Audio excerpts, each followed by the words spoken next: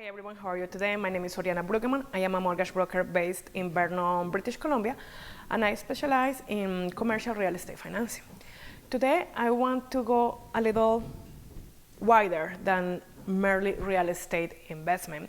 Normally when we think about real estate, either we're buying our home or we're looking to invest, we're looking for cash flow and looking for a future growth of our wealth and plan for our retirement and for other investments. So aside real estate, there's other investments that we can consider. And sometimes when I have clients that have gone through the process of buying a home, there's a lot of questions around what are the registered savings accounts. Sometimes I get the question, Oriana, as you work with so many financial institutions, in your opinion, what is the best financial institution to open an RRSP? And I'm going to first enter into what is RRSP and with this TSFA. In my opinion, the RRSP, sorry my Spanish, and the TSFA are used tools that the government gives for us to do a tax planning and do some tax savings so that we can grow our savings or our investments, and that's where we get it wrong, faster. So with this in mind, you cannot really compare one RRSP with the TSFA just like oranges to oranges, because you can open any financial instrument in these accounts. You can just have a saving account, you can have a GIC, you can have what we call a mutual fund or a segregated fund. You can start going into the stock market buy ETF funds that is just a bag of a lot of stocks depending what stock market index they are following. Or you can go directly to stocks. So you cannot really answer the question, what is the best financial institution to buy an RRSP? The real question is, what are you looking for when opening an RRSP or a TSFA? And what are your long-term goals, right?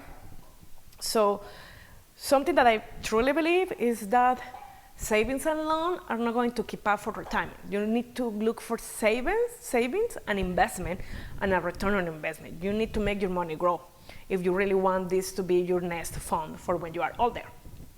So there is the real estate path, but today we're talking about these other registered accounts. There are many more different than these two, but today I decided I wanted to focus on these two because are the questions that I get the most frequent. So you have to account for your risk, you have to account for what performance or return on investment you're looking for, and you have to account for how much management fees you want to pay to the financial institution that is going to be managing this account. So if your risk is tolerance is zero, the safest is a savings account or a GIC, but then your return is limited to. So the next level, you have mutual funds or segregated funds. The financial institutions are actively management to try to increase your return. Each of these is going to have a different package of investment things, and these institutions are going to have a management fee. Now, management fees are very important because, after all, even if they may look very little, like if someone says just a 3% per year, that's very little. But think if you are going to have this account for 10, 20, 30 years, how much more your money could grow if you were not paying the 3%, but a 1%, right? So you're losing the power of compound interest every year. And you know, I love compound interest, right? So with this in mind, it's important to account for and ask that question to the financial institution, what are the management fees? And it's important to compare these fees versus past performance from the funds.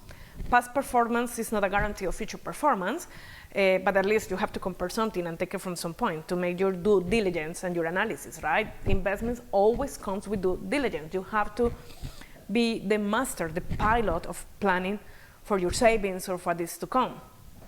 So always compare your risk tolerance, the performance, the management fees, how those management fees, if lower, can allow you to plan better, but at the same time, each instrument or tool, depending on what kind of account you open or what you are investing into, will have a different level of intervention that you have to have. So if you really like investment and you really want to be very active and you are very savvy on following what's going with the market. So maybe you can find a fund that requires more of your activity, moving your money from one side to the other. If you just want to save and put, and I always recommend this, to have automatic withdrawals from your account going to this fund so that you can always keep saving and growing your savings, then maybe you're going to need a fund that is more active when it comes to managing your money. And once again, all these accounts can be RRSP or TSFA. Now, what is the difference between these two accounts?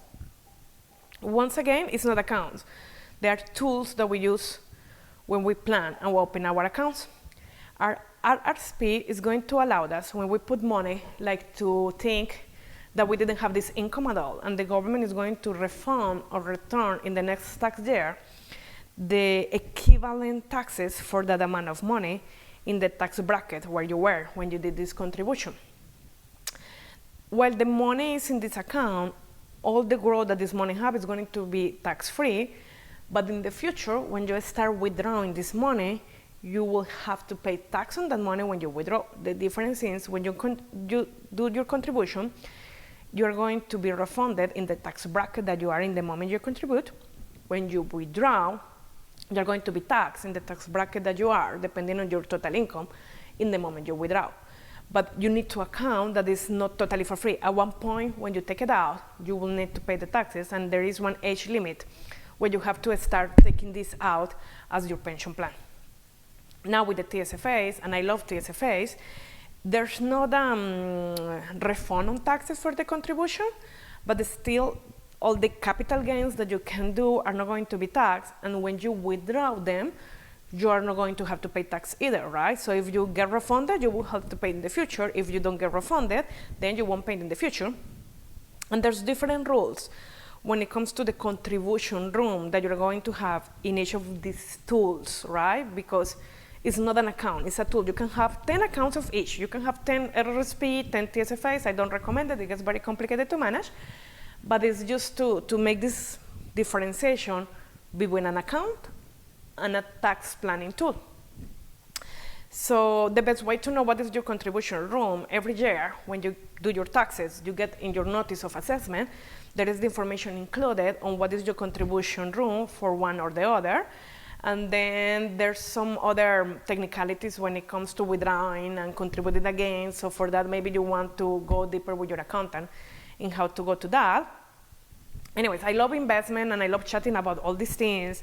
If you are a saving investor or if you like sharing your ideas around this, make sure you send me a line. I love sharing and discussing these things. Now, I'm not giving directly financial advice if you should have an GIC or if you should go to the stock market. That's a decision that you have to take regarding what is your risk tolerance. But just know that RRSP, TSFAs are tools that allow us to save in taxes so that we can better plan for retirement savings. And to plan for retirement, savings alone won't do it.